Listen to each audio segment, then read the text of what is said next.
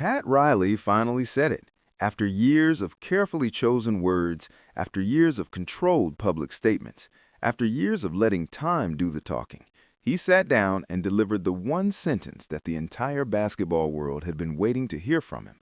He said that when it got hard, LeBron ran away. Let that sink in for a moment. This is not a random opinion from somebody trying to get attention. This is not a hot take from a podcaster looking for views. This is Pat Riley. This is the man who has been connected to more championships than almost any person who has ever been involved in professional basketball.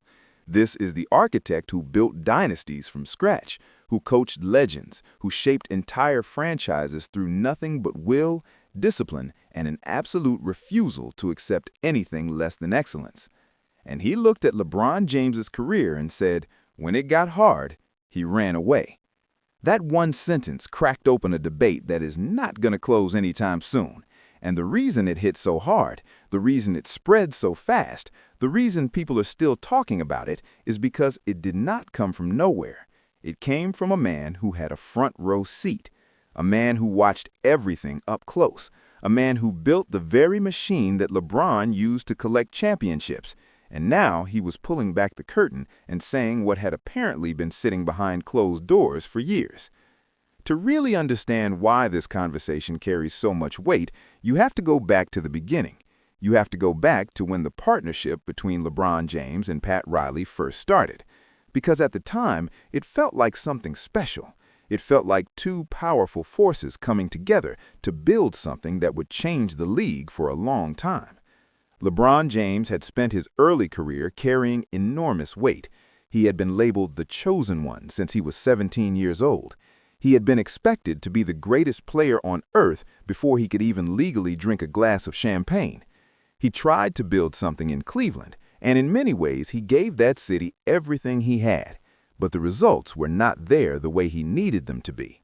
Finals losses piled up. The criticism never stopped. The jokes about him not being able to win the big one followed him everywhere he went. Every headline added another layer of pressure, and eventually he made the decision to leave and go somewhere where the conditions felt better, where the teammates were stronger, where the path to a championship looked more realistic.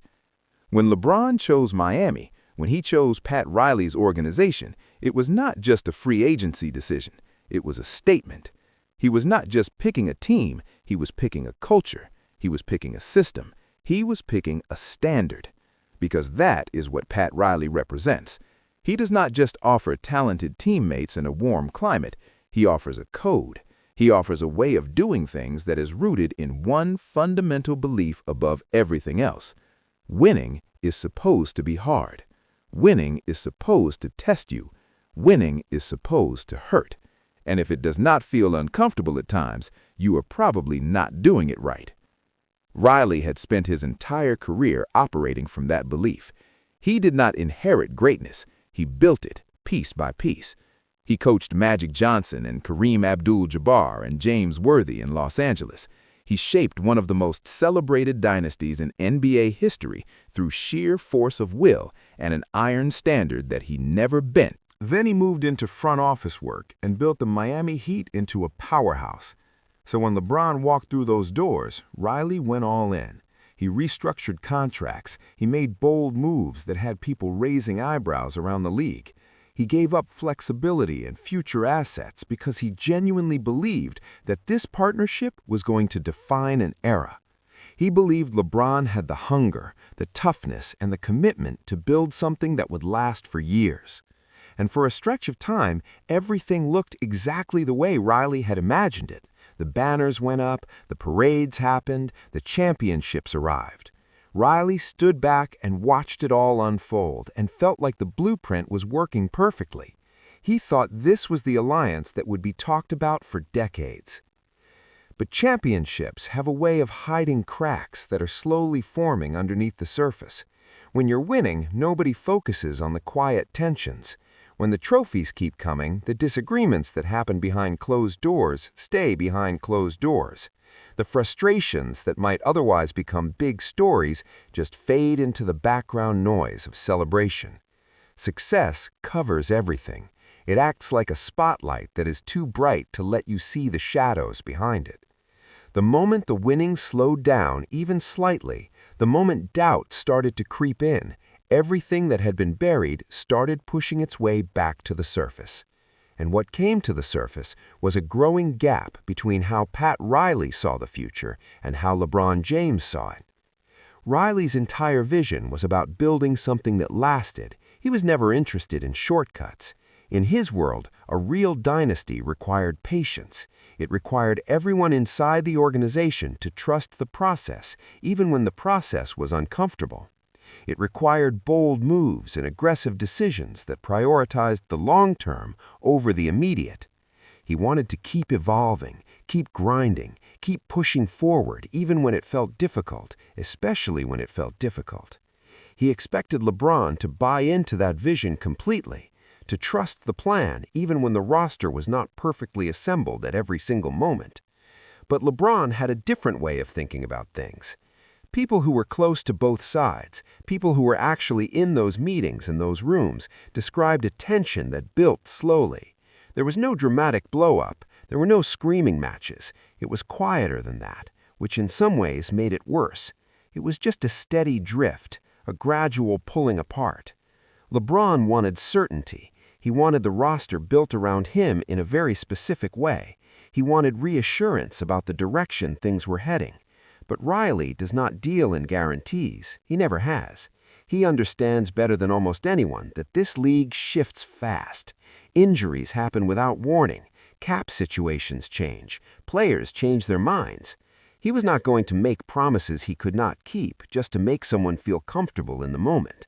So meetings ended with handshakes, but without real Conversations went in circles, and quietly a feeling started forming on Riley's side that LeBron was no longer fully committed to the long-term plan. Riley kept coming back to the table. He kept trying to find common ground. He kept pushing forward. But eventually the day came when LeBron was gone. And here is the part that people tend to rush past because it is uncomfortable. LeBron did not leave in a way that matched the partnership they had built together. He did not sit down across from Riley and have a direct, honest, face-to-face conversation about where things stood. He did not lay it all out clearly and say, "This is not working for me anymore." There was no deep, transparent breakdown of what he was feeling.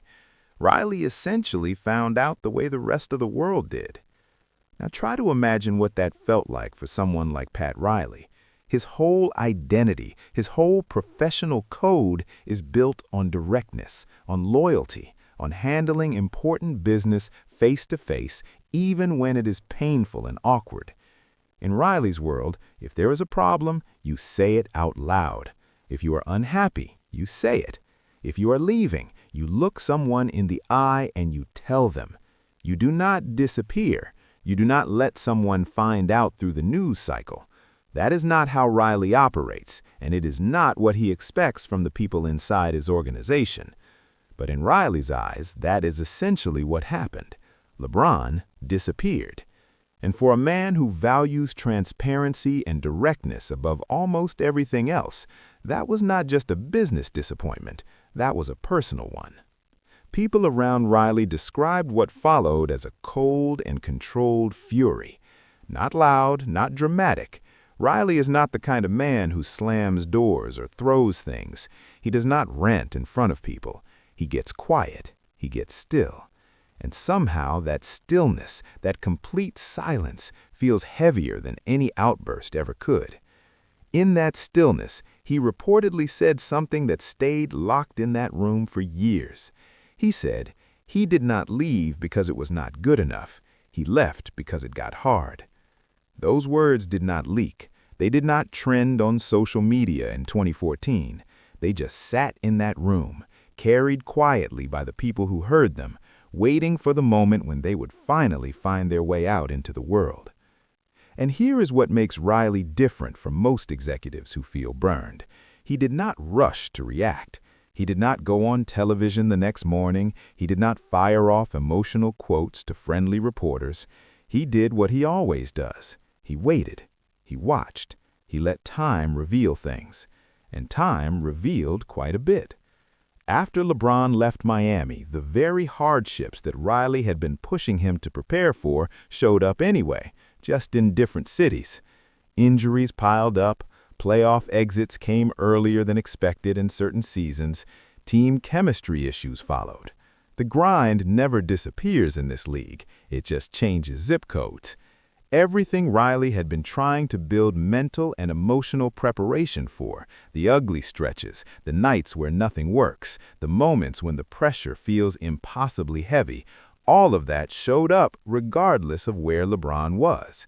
And Riley watched every bit of it, not with a smile on his face, not with bitterness, but with a quiet awareness that only someone who truly understands this game can have. Over the years that followed, Riley's opinion did not fade, it sharpened. The day LeBron walked out did not create that belief, it locked it in permanently. And little by little, the subtext started slipping into public view. A comment in a press conference that sounded perfectly normal until you replayed it slowly. A line about loyalty that landed a little heavier than it needed to. A quiet acknowledgement of the players who stay and fight when the road gets rough. Nothing loud, nothing reckless, just carefully layered language from a man who treats every public word like a chess move. Riley does not freestyle in front of microphones. Every sentence he delivers in public has a purpose behind it. Every word is placed with intention. And people who were paying close enough attention started to notice the pattern. They started connecting the dots. They started understanding that Riley was building towards something, even if most people were not yet sure what that. It was controlled, yes, because Riley is always controlled. But it was also raw in a way that felt different. It sounded like a man who had been carrying something for a very long time and had finally decided that the truth mattered more than keeping the peace. He said that LeBron James, for all his greatness, had built a pattern of exiting when the road got uncomfortable, a pattern of choosing situations that felt safer and more secure instead of staying in battles that required patience and resilience. And then came the line that sent shockwaves through the basketball world. He said, "You can talk about legacy all you want, but legacy is built in the hard moments, and when it got hard, he ran away." The reaction was immediate, and it was massive. Fans split right down the middle the moment those words started spreading. There was no middle ground to find.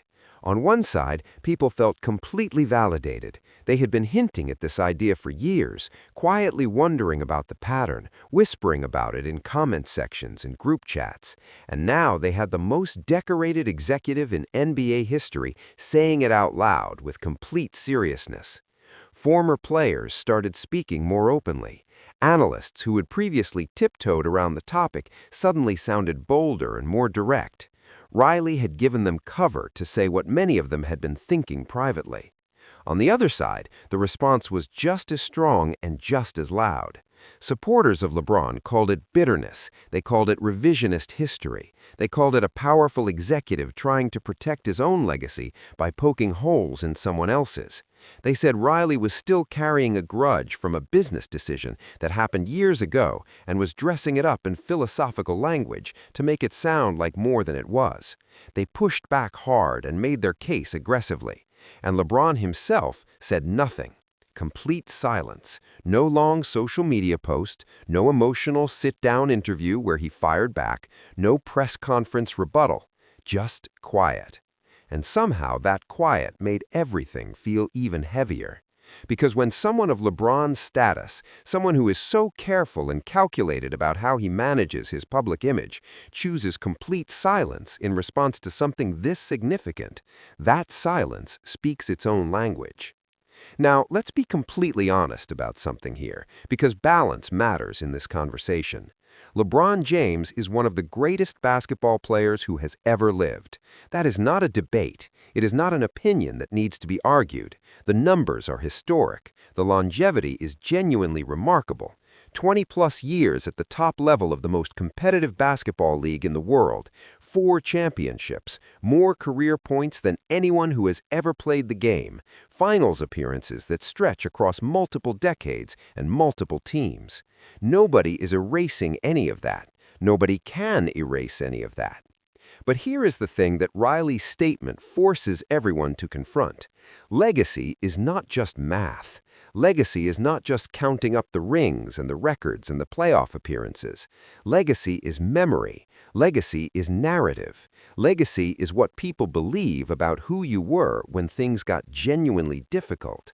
And now, Pat Riley, a man with more championship rings than most entire franchises have ever won, has attached a specific and very powerful narrative to LeBron's name. Not about talent, not about statistics, about character under pressure, about what a person chooses to do when the situation demands patience and resilience instead of movement and comfort. The reason this narrative connects so deeply is because it does not feel invented. It connects to real moments that people already remember and already have opinions about. How many times over the course of LeBron's career did he find himself on a team where the roster was not exactly what he wanted, where the front office was not moving fast enough, where the path to a championship felt longer and harder than expected? And how many times in those situations did he make the decision to leave rather than stay and grind it out? Riley is not pointing at one specific exit. He is not saying that one particular move was wrong. He is pointing at a pattern of behavior under pressure. He is pointing at a consistent way of responding to difficulty. And whether you agree with his assessment or not, the question he has put on the table is a massive one. It is not really about jump shots or playoff statistics. It is about identity. It is about how we define greatness. Was LeBron great because he was mentally and emotionally tougher than everyone else around him? Or was he great in part because he was skilled enough and strategic enough to consistently place himself in the best possible situations? Those are two very different things. And now that question is sitting in the middle of every legacy conversation, whether people want it there or not. What makes this debate even more layered is the philosophical clash that sits underneath all of it. Pat Riley represents one specific way of thinking about what it means to build and sustain greatness. He represents the belief that the organization sets the tone, that players adapt to the culture rather than the other way around, that staying and fighting through the difficult periods is what separates truly great teams from good ones. In Riley's world, the badge on the jersey matters deeply. The long haul matters. The willingness to endure the ugly stretches without looking for the exit matters more than almost anything else. LeBron represents a completely different philosophy.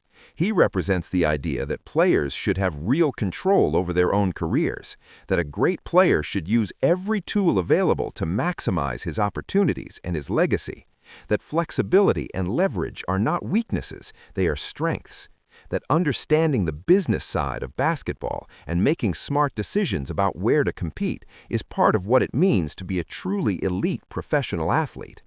LeBron was essentially the blueprint for the entire era of player empowerment that changed the way the league operates. He moved when it made sense for him, and that approach produced rings, records, and an influence that stretched far beyond basketball. Both approaches created success. Both of these men built championships. Both of these philosophies have genuine merit depending on what you value and what you believe the game should look like. But they tell two fundamentally different stories about what greatness is supposed to mean. And now those two stories are in direct conflict with each other in a very public way. In 2025, the timing of all of this matters more than it might have in earlier years. LeBron is not the young superstar chasing his first ring anymore. He is an icon who is now in the final chapter of one of the most remarkable careers in the history of professional sports.